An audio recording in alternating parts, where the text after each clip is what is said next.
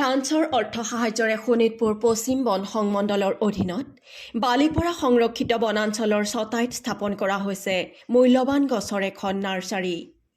শোণিতপুৰ জিলাক সেউজকৰণৰ উদ্দেশ্যৰে ৰাজ্য চৰকাৰৰ বন বিভাগে উক্ত অৰ্থ সাহায্যৰে গ্ৰহণ কৰা কেম্পা নামৰ আঁচনিৰ অধীনত ইতিমধ্যে এখন বৃহৎ নাৰ্চাৰী স্থাপন কৰিছে। শোণিতপুৰ ৱেষ্ট ডিভিজনৰ আণ্ডাৰত কেম্পা স্কিমৰ আণ্ডাৰত 10 হেক্টৰ মাটিত এখন নাৰ্চাৰী চলি আছে। এই নাৰ্চাৰীত প্ৰায় 100জন মানুহ ডেইলি কাম কৰি আছে। ইয়াত আমাৰ পুলিৰ স্পেচিছ হ'ল হোৱাইট চন্দন, মেহগনি, বগীপমা, জামু, ক'লা জামু, তিতাচপা, হলক, এনেকৈ প্ৰায় 30-35টামান স্পেচিছ আমাৰ ইয়াত বনাই থকা হৈছে।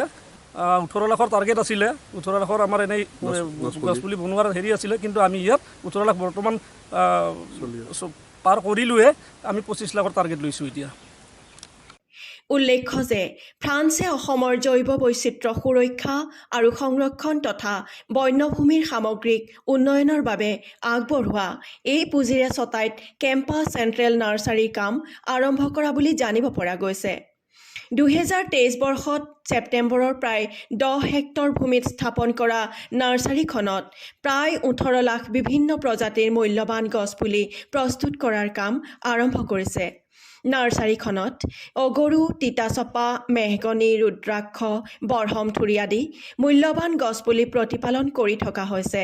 ভৱিষ্যতে ইয়াৰ পৰিসৰ বৃদ্ধি কৰি 20ৰ পৰা 25 লাখ কৰাৰ পৰিকল্পনা কৰা হৈছে বুলি শোণিতপুৰ পশ্চিম বন সংমণ্ডলৰ পৰা জানিব পৰা গৈছে।